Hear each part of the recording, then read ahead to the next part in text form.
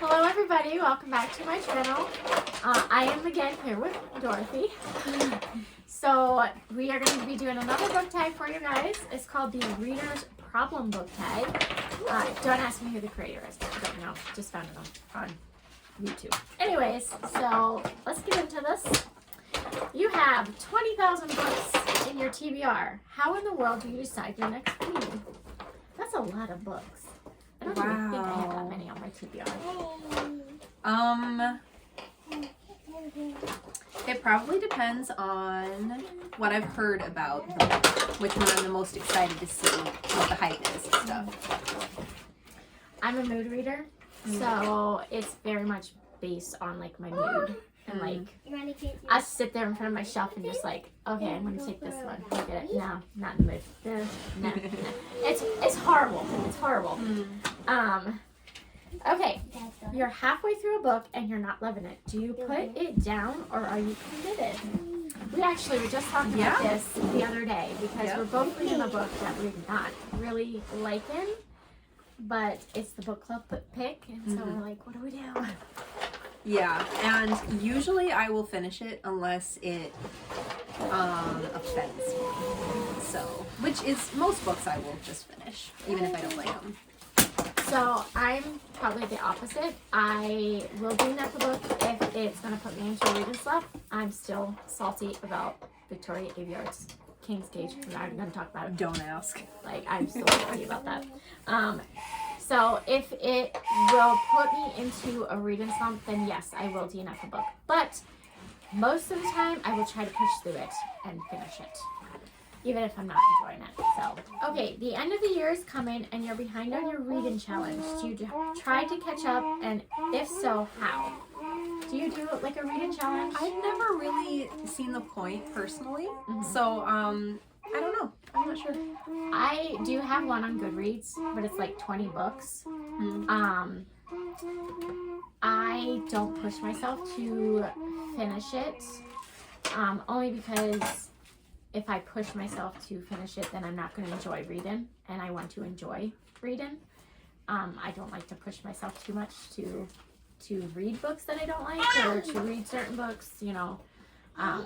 So if it comes to the end of the year and I'm not completed, I screw it. Like, it don't bother me none at all. So. I don't think it would bother me either. Yeah. The covers of a series you love do not match. How do you cope? Oh. Well, when I'm done with my mourning period of at least a month, no. I think I just kind of say that's a bummer and move on.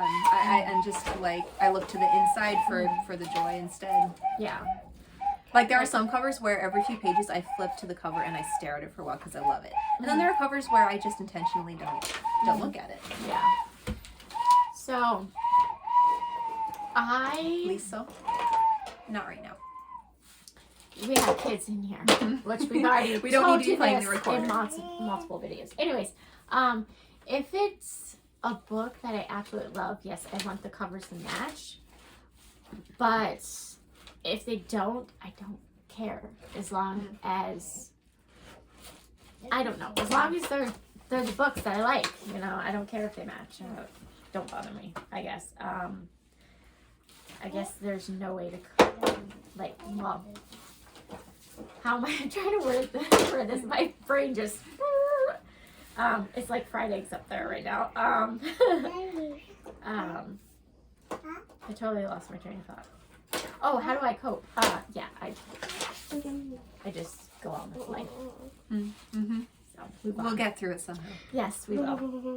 Okay, everyone and their mothers loves a book that you do not. Who do you bond over your shared feelings? Probably book friends.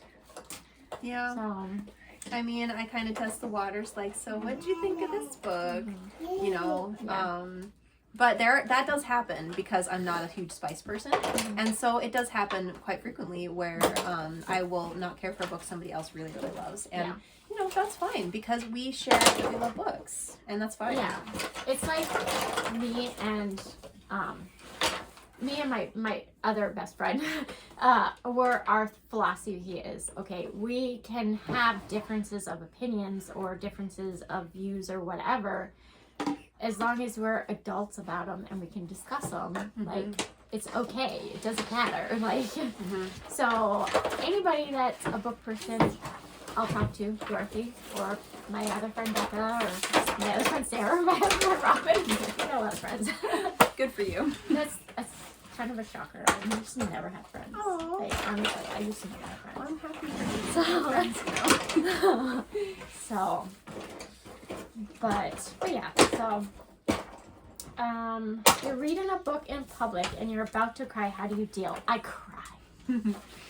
I embrace it. Yeah, I don't hold back.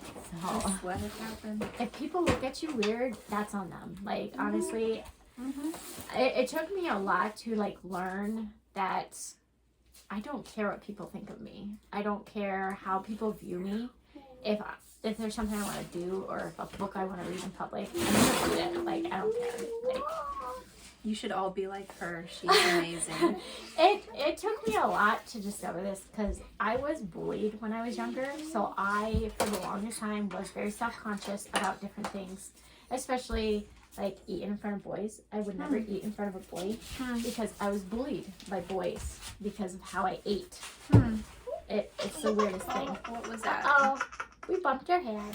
But yeah, so it took me like a long time to really like stop and like, okay, enough is enough. You're tormenting yourself by worrying about what other people think. You need to just stop and focus on yourself and realize you don't care. Like, That let is so people think healthy.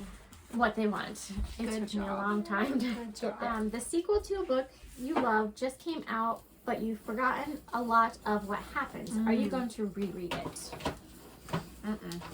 Really? No, I'm not gonna reread it. I'm just gonna Alright. keep going. You're gonna keep going? Yeah. Do you reread it all? Occasionally. Occasionally. Yep. Yeah. If I like forget a good chunk of the book, then I would probably reread it. I like to go back and reread like my favorites and stuff. But it has to be like a favorite. If it was a book that, yes, I enjoyed, but I didn't enjoy that much, you know, I will just continue on. So it depends on the book and, you know, how I felt about it. I used to reread more, but I'm very busy now with writing, and I'd rather just plow on ahead. And Yeah. You do not want anyone to borrow your books. How do you politely say no when someone asks? That's not me at all, though. Like, if someone wants to read a book I recommend, I'm like, take it, please. So, okay, I will allow certain people to borrow my books. It has to be, like, select people that I know will take care of my books. I have lent out books to people who have not taken care of my books, and they've come back damaged to me, and it's truly heartbreaking to me when a book comes back damaged.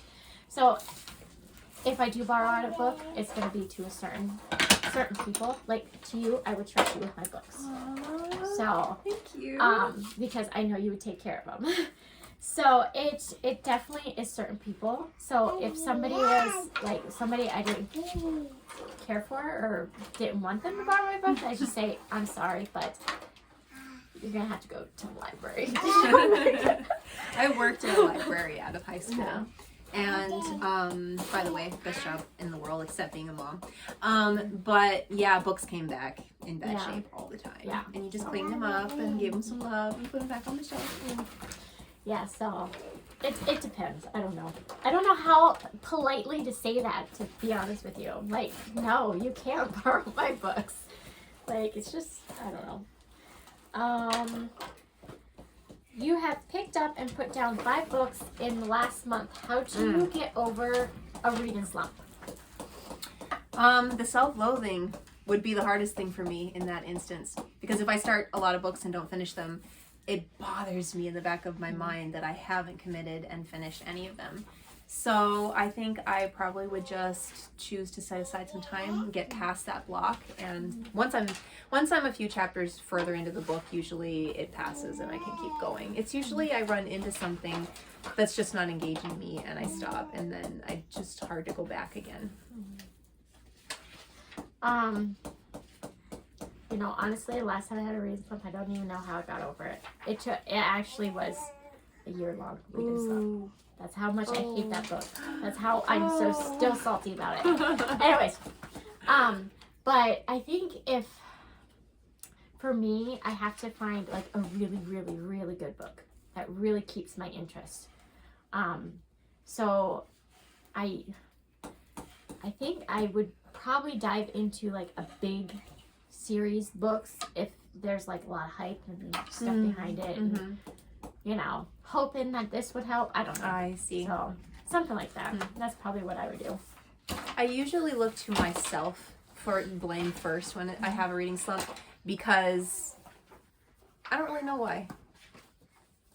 Maybe it's because I am also an author and I'm really eager to give authors the benefit of the doubt for as long as I possibly can. That might be why I try to blame myself first. But you can't like every author's Nope. work. You can't. Because if you did, then you'd be here forever. And it would mean that all people in the world are exactly the same, which would be boring. And Exactly. why read a book? Because it's Exactly. going to be the same as all the other books. Yep. All right. There are so many books coming out that you are dying to read. How many do you end up buying? All of them. All of them. I actually pre-ordered, like, there's Vengeance of Pirate Queen coming out. Uh-huh. I pre-ordered that. Yay. I pre-ordered the new hardcovers of Daughter of the Pirate King. Oh, thank you, sweetie. I like it. I pre-ordered, I just pre-ordered a bunch of books already. I haven't pre-ordered that one yet, but I'm very excited to read it when it happens. So yeah, I pre-ordered it because it's going to be really pretty and it's going to have like sprayed edges, and it's... I love sprayed edges. And then they're doing a reprint of the Daughter of the Pirate King, and they're doing the same thing. Like the covers will all match, and they'll all have sprayed edges. That sounds amazing. So, okay, after you purchase all these books that you're dying to read, how long do they sit on your shelves before you get to them? Too long that we don't even want to talk about. I have books on my shelves that I probably had for a couple years now, and I still haven't yet to get to. But that's one of the hardest things about being a mood reader. It's like, yes, all these books sound amazing and I want to read them, but it's so hard, like, knowing if I'm in the mood for that book or if I'm in the mood for this book. It's very, very difficult. And I hate it sometimes. I wish I could just say, oh, I'm just going to read, like, pick this one up and just read it. But I can't do that. So it's difficult sometimes. So yeah, they sit on my shelves for a little bit too long, unfortunately. So, but anyways, you have anything else to add to that?